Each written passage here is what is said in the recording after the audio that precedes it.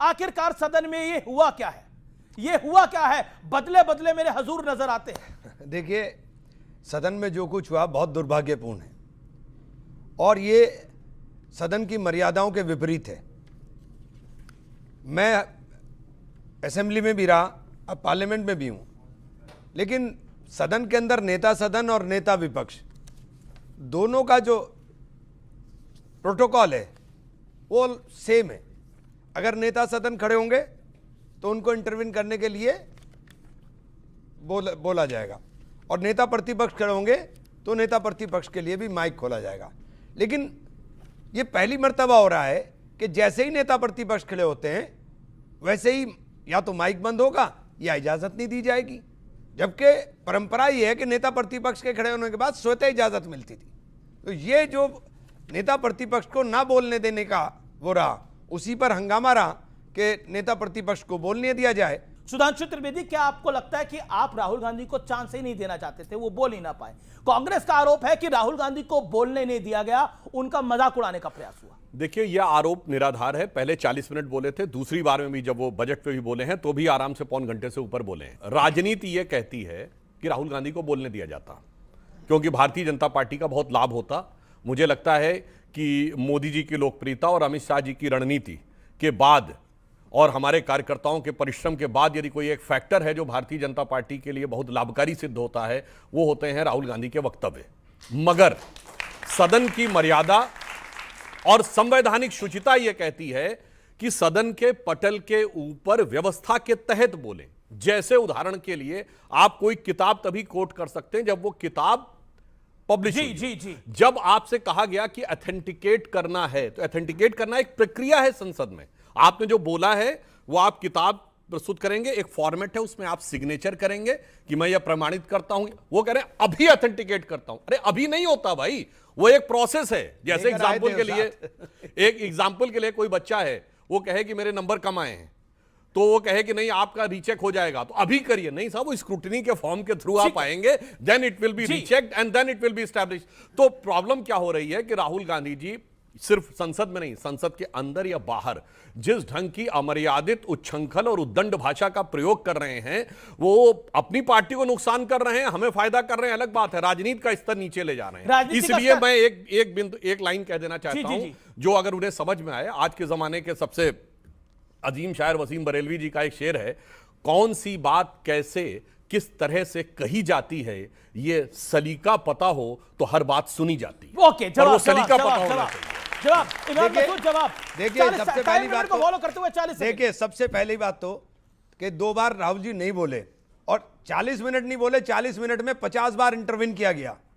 और दूसरी बात, जो किस किताब का उन्होंने जिक्र किया, उस किताब के लिए बाकायदा नियम स्पीकर साहब ने दिए कि कोई उद्धत नहीं किया जाएगा। Next day Bharatiya Janata party के एमपी किताबें लहरा करके चरित्र हनन की बातें कर रहे थे और जिस तरह की शब्दावली अयाश बोला पूर्व प्रधानमंत्री के बारे में पार्लियामेंट के अंदर बोली जा रही थी, उस पंडित जवाहरलाल नेहरू के बारे में, जिस पंडित जवाहरलाल नेहरू के नीतियों के ऊपर आज देश खड़ा हुआ है, उस पंडित जवाहरलाल नेहरू के बारे में किस प्रकार की शब्दावली का प्रयोग किया गया, ये बहुत ही दुखद ये इंपॉर्टेंट है। फिर मैं एक्सपर्ट से सवाल ले रहा हूं। दोनों बात कहना चाहता हूं। अयाश बोला गया सदन के अंदर। देखिए, इस विषय पे आपको ही दिए इंटरव्यू में हमारे उन सांसद महोदय ने कहा कि उनके अनुसार तो किताबों में उससे भी ज्यादा आपत्तिजनक शब्द थे जो वो नहीं बोलना चाहते थे।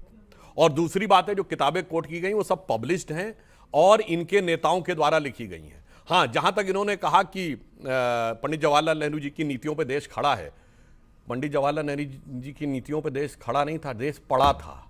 जब उनकी नीतियां उखड़ी हैं उसके बाद देश खड़ा हुआ। एग्जाम्पल देता हूं, 91 में खड़ा है। अब जवाब दीजिए। नहीं, एक मिनट। 91 में मनमोहन सिंह जी ने बतौर वित्त मंत्री नरसिम्हा राव जी की सरकार में जब खुली अर्थव्यवस्था लाए, उसके बाद भारत उभरा। यानी नेहरूवियन मॉडल ऑफ सोशलिज्म जब तक खड़ा था तब तक भारत दबा था 1.5%, 2% की ग्रोथ रेट और 10-12% की महंगाई में। और जब नेहरूवियन मॉडल उखड़ा और उखड़ के नीचे पड़ा, तब भारत की शक्ति का एक नया स्वरूप उठ के खड़ा पड़ा। जवाब, जब भारत आजाद हुआ तो भारत के पास खाने को नाज नहीं था।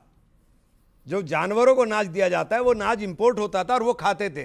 पहनने के लिए कपड़ा नहीं था, वो कपड़ा बनवाने के लिए मिलें लगवाने का काम पंडित जवाहरलाल नेहरू की औद्योगिक नीति ने किया। देश के अंदर खाद्यान्न के अंदर अपने आप को आत्मनिर्भर करने के लिए बांध का निर्माण किया। भाखड़ा नेकल बांध विश्व का सबसे बड़ा बांध बना, नेहरू जी को अयाश कह दिया इन लोगों ने। एक मिनट साहब, भाखड़ा नेकल बांध बना करके खड़ा किया, एम्स बनाए, और जब ये लोग पैदा भी नहीं हुए थे, हम लोग पैदा भी नहीं हुए थे, उन्होंने दब सपना देख लिया था चंद्रयान का, और चंद्रयान का सपना उस वक्त देख करके खड़ा किया। देखा उन्होंने, किया पूरा मोदी जी ने। समय तो मोदी जी ने आते ही थोड़ी पूरा कर दिया। ऐसा भारत में तो कपड़ा बनता नहीं था, तो अंग्रेज आए काहे थे यहां? भूखे नंगे लोगों के लिए आए थे क्या? ढाका का मलमल, भारत का कपास, भारत के सूत के कपड़े, आप जाके पढ़िए, ग्रीक हिस्ट्री में लिखा है कि that has become the sinking ship of Greeks gold. यूनान का सारा गोल्ड यहां आता था क्योंकि भारत से ही सारे कपड़े जाते थे। मगर सब कुछ जवाहरलाल नेहरू जी के आने के बाद हुआ। अब मैं बताना चाहता हूं, एक मिनट सर, भाखड़ा नंगल बांध भारत का पहला डैम जो बना है, कृष्ण सागर डैम, वो महाराजा मैसूर ने 1920 में बनवा दिया। तब तक तो जवाहरलाल नेहरू राजनीति में आकर स्थापित भी नहीं हुए थे। मैं आपको बताना चाहता हूं, भारत का जो पहला हाइडल पावर प्रोजेक्ट है, शिव समुद्रम पावर प्रोजेक्ट, 1892, जवाहरलाल नेहरू 3 साल के थे। आपको पता है दुनिया में यूरोप के बाहर अगर पहला शहर था जिसमें स्ट्रीट लाइट आई, वो बेंगलुरु 1902 में, जवाहरलाल नेहरू 13 साल के थे। अब मैं बताना चाहता हूं, Indian institute of sciences Bengaluru कब बना? 1916 में। मिंटो आई हॉस्पिटल, दुनिया का पहला हॉस्पिटल, बेंगलुरु में 1913 में बना। अब अगर आपसे यह भी बताना चाहूं, भारत में सीवी रमन को नोबेल प्राइज मिल गया 1930 में, और सब कुछ करवाए सिखाया जवाहरलाल नेहरू ने 1947 के बाद। जी। अब मैं एक और बात भी कह दूं, जी जी, भारत के पहले इंजीनियर विश्वेश्वरैया जी जिनके की बर्थडे पे 15 मार्च को हम सब इंजीनियर्स डे मनाते हैं, वो भारत की आजादी से पहले ही उन्होंने भारत के अंदर इंजीनियरिंग को स्थापित किया था, जिनका नाम बोलने में राहुल गांधी जी हड़बड़ा गए थे, विश्वेश्वरैया बोले थे। अगर कहीं ये कह दिया जाता पूरा नाम बोलो, मोक्ष गुंडम विश्वेश्वरैया, तो पता नहीं क्या हो जाता। जी, जी। इसलिए ये चाचा जी ने जो टोपी पहनाई है कि सब कुछ हमने किया, सब कुछ हमने किया, सब कुछ बाद में किया, भाई साहब जिस समय भारत आजाद हुआ, एक फैक्ट बता देना चाहता हूं, चाइना के पास एयरफोर्स नहीं थी 47 में, चाइना की एयरफोर्स 49 में बनी है, हमारी एयरफोर्स 1932 से थी। चाइना के बाद उतनी बड़ी स्टैंडिंग आर्मी नहीं, सेकंड वर्ल्ड वॉर में 25 लाख सैनिक भारत के थे, मगर चाचा जी ने सब खत्म करके ऐसी हालत बनाई। पर आप तो कह रहे सुधांशु जी चाचा नेहरू ने कुछ करा ही नहीं, ऐसा तो नहीं है? मैंने किया नहीं, चाचा नेहरू ने काम नहीं किया, काम तमाम किया। ओके, काम नहीं किया, काम तमाम किया। ओके, आप यहां खड़े हो, ओके, वो कह रहे काम नहीं किया, काम तमाम किया, लेकिन फिर मेरे को एक्सपर्ट्स का राउंड खोलना है, फिर वीडियो राउंड भी आने वाला है। मैं कभी भी किसी व्यक्ति के योगदान को इनकार नहीं करेंगे, कोई ना कोई कुछ ना कुछ आकर के दे करके गया है। अब आप बात करते हो 70 साल की, लेकिन जब 12 साल पे आते हो तो 12 साल पे आपकी गाड़ी रुक जाती है। आपने ट्रेड डील कर करके पूरा देश बेच दिया। अब आप कह रहे हैं कि हमने बहुत बता दिया। आपने ट्रंप के सामने घुटने टेक दिए।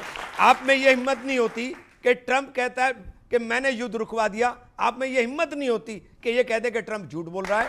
आपने कहा कि हमने इसमें कृषि को शामिल नहीं किया, ट्रंप ट्वीट कर करके उसके अंदर सारी चीजें क्लियर कर रहा है। आप में हिम्मत नहीं है कि आप ये कह दें कि ट्रंप झूठ बोल रहा है। आप तो ट्रंप की सेवा के अंदर इस वक्त लगे हुए हैं पूरी तरह से।